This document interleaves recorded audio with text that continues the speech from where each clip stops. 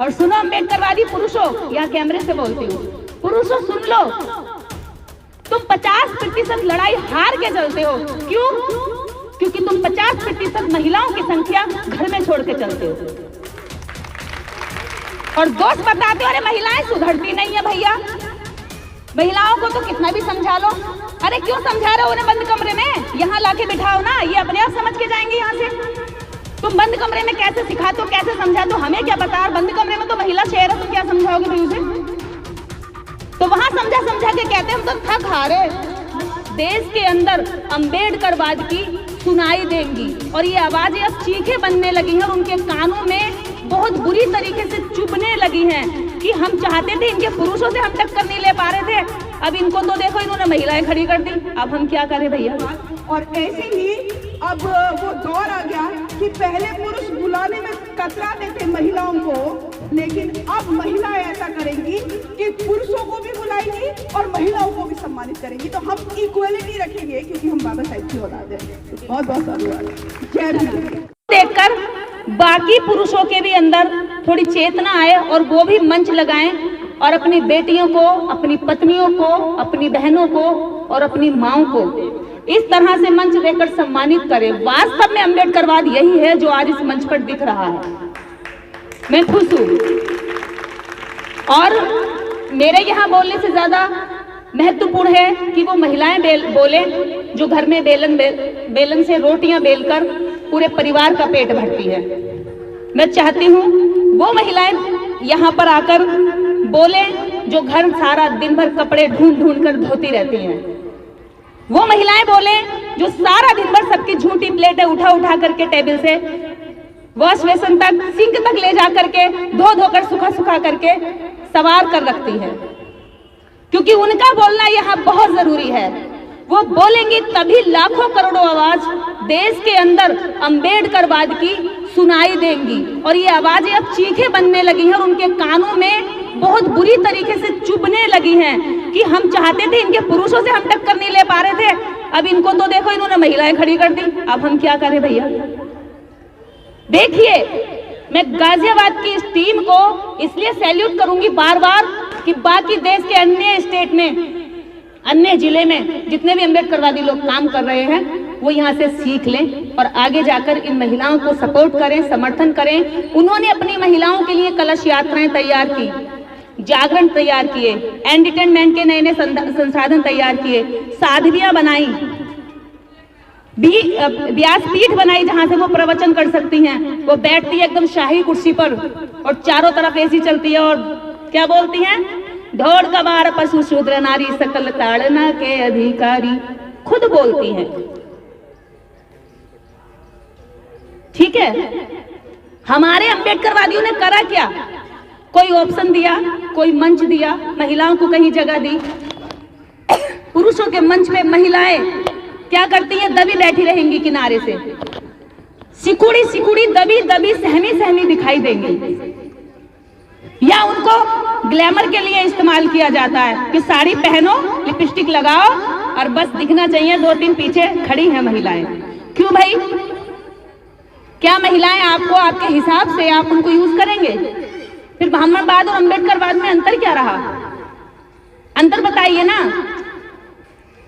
अंतर, अगर आप अंतर की बात कर रहे हैं तो अंतर यह है, बाबा साहब अम्बेडकर जब पाकिस्तान और भारत का विभाजन लिखते हैं, इतनी महत्वपूर्ण किताब लिखते हैं पूरे भारत के लिए, तो उसमें उस किताब को माता रमाबाई को समर्पित करते हैं।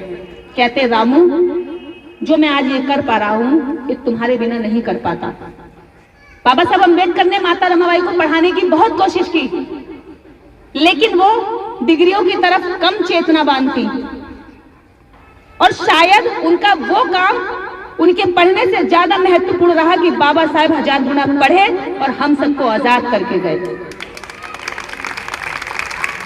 आज हम सबकी एक ही जरूरत है, जितने भी अम्बेडकरवादी पुरुष हैं, महिलाओं को स्पेशल से इनके मंच बनाकर दो, इन्हें आगे बढ़ाओ, क्योंकि ये जिस दिन बाहर निकल आई, जो महिलाएं कपड़े धो सकती हैं, जो महिलाएं बर्तन धो सकती हैं, विश्वास करो वो महिलाएं मनुवाद को भी बिल्कुल साफ सुथरा करके धो सकती है, घर साफ कर देंगी।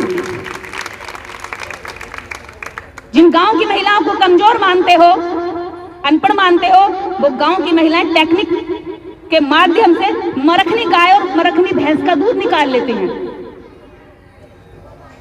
तो सोचो, ये मरखने मनुवाद और पाखंडवाद के अगर काबू में करने लगी तो किस तरह टेक्निक से बाहर फेंक डालेंगे अपने घर से। कमजोर ना समझो उनको भी। और सुनो अम्बेडकरवादी पुरुषों, यहाँ कैमरे से बोलती हूँ, पुरुषों सुन लो, तुम 50% लड़ाई हार के चलते हो। क्यों? क्योंकि तुम 50% महिलाओं की संख्या घर में छोड़ के चलते हो और दोस्त बताते हो अरे महिलाएं सुधरती नहीं है। भैया, महिलाओं को तो कितना भी समझा लो। अरे क्यों समझा रहे हो उन्हें बंद कमरे में? यहाँ लाके बिठाओ ना, ये अपने आप समझ के जाएंगे। यहाँ से तुम बंद कमरे में कैसे सिखाते हो, कैसे समझाते हो, हमें क्या पता। बंद कमरे में तो महिला शेर है, तुम क्या समझाओगे भाई उसे? तो वहां समझा समझा के कहते हैं हम तो थक हारे, नहीं सुधरती। आप ही देख लो। और कुछ तो ये कहते हैं बड़े बड़े ऑफिसर, मैडम प्लीज, बहन जी प्लीज, अब मेरी पत्नी आ रही है तो थोड़ा सा इस वाले विचार पे थोड़ा सा ब्रेक लगा लो, कुछ और चर्चा करते हैं। यानी कि वो इतना घबराते जैसे कि खूंखार शेर नहीं घूम रहे हैं चारों ओर और अम्बेडकरवाद की बात करते ही उसको निगल जाएगी। तो हम ऐसे पुरुषों की भी हेल्प करना चाहते हैं कि जितनी भी यहाँ काम कर रही हैं और जितनी भी यहाँ बैठी हैं, ये सब आपकी हेल्प में, आपके सहयोग में खड़ी हैं और ये कहना चाहती हैं कि डरो मत, हमसे मिलवाओ, हम उनमें अम्बेडकरवाद डाल देंगे, आपके काम आसान कर देंगे। गाजियाबाद में भीम ज्ञान चर्चा के माध्यम से रमेश गौतम जी और उनकी टीम, उन्होंने इतनी सारी महिलाओं को यहाँ तैयार किया। ऐसे पुरुषों को मेरा नमन है जो जगह जगह पर काम कर रहे हैं और महिलाओं को आगे बढ़ा रहे हैं। और ऐसे जोड़े, ऐसे कपल हम लोग अभी एक घोषणा करने जा रहे हैं, एक कार्यक्रम करने जा रहे हैं। अभी हम लोग पहले चर्चा की, अभी मर्यादा और मैं अभी चर्चा कर रहे थे और ये डन हो गया है। अभी हमने 100 ताकतवर पूरे देश की बहुजन बेटियों को सम्मानित किया और 100 ताकतवर महिलाओं का एक मंच बनाकर अब हम 1 लाख महिलाओं का कार्यक्रम, जिसमें सिर्फ बहुजन समाज की महिलाएं होंगी, SC, OBC, ST और बाकी नहीं, क्योंकि हमने इनके हाथ में मंच और माइक देना है, हमें उनको नहीं देना, हमें उनकी लड़ाई नहीं लड़नी, हमें हमारी महिलाएं आजाद करानी है। तो 100 पावरफुल महिलाओं का हमने सम्मेलन किया और 17 सितंबर पेरियार की जयंती पर हम लोग 1 लाख महिलाओं का कार्यक्रम दिल्ली रामलीला ग्राउंड आप लोगों के माध्यम से करवाएंगे, महिलाओं के माध्यम से। जब 1 लाख महिलाएं बोलेंगी जय भीम, तो बताओ क्या मनुवाद और ब्राह्मणवाद घरों में टिका रह जाएगा? उन चीखों से जमीन पर पटक पटक कर अपना सर पटक कर मर जाएगा। क्यों? क्योंकि उसने अभी तक आपके दम पर आपके घर में कब्जा किया हुआ था। क्योंकि पुरुष हमारे बाहर कमाते हैं और जेब भर के घर में लाते हैं और महिलाएं उठाती हैं और कथाओं में, बाबाओं के मंदिरों में और इनमें अंडाल में, पंडाल में जाकर के चढ़ा देती हैं। तो उन्होंने क्या पकड़ रखी है? बैंक पकड़ रखी है। कमाने वाला कमाता रहे और बैंक तो उनके कब्जे में है ही। तो हमें हमारी उनसे बैंक आजाद करानी है और महिलाएं ही हमारे बच्चों को विचार देती हैं। इसलिए उन्होंने मनुवाद का विचार पहले महिलाओं में डाला ताकि ये महिला अपने बच्चे को सिखाती रहे। अब हम भी उसी पैटर्न पर काम करेंगे, अपनी महिलाओं को पहले आजाद कराएंगे। अभी एक जो घोषणा हम करने जा रहे थे वो ये है कि अभी हमने 100 पावरफुल महिलाओं को सम्मानित किया। अभी बहुत जल्दी में हम लोग 100 ऐसे पुरुषों को सम्मानित करने जाएंगे जो जोड़े में काम करते हैं, जैसे शकुन बोध जी और उनके हस्बैंड मर्यादा अम्बेडकर और संदीप बोध, इधर सुमन जी और राकेश जी।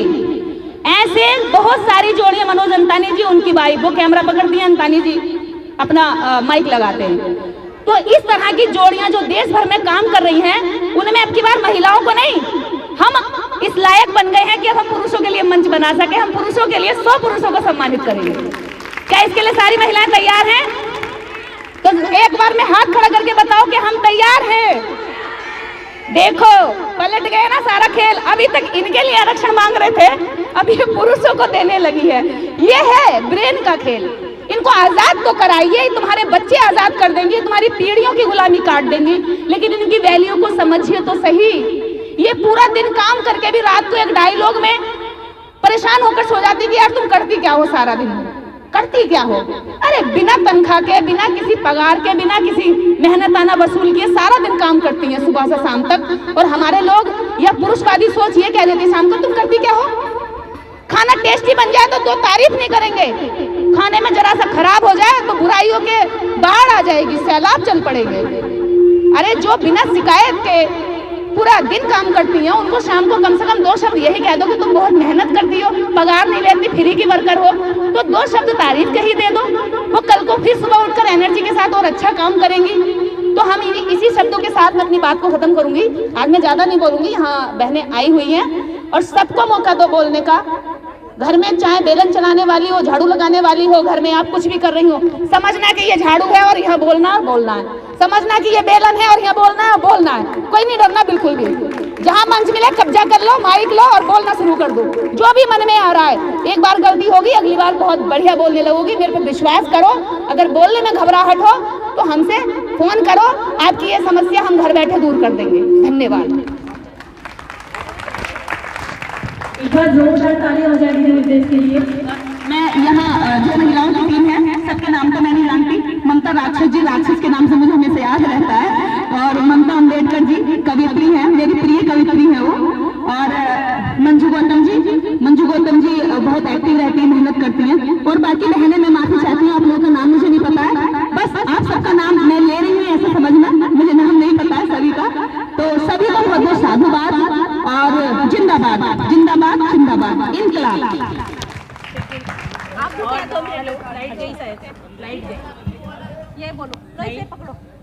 हेलो मैं चाहती हूँ कि शगुन दीदी आए ऊपर और दीदी का सम्मान करें। दीदी निर्देश का आए ऊपर।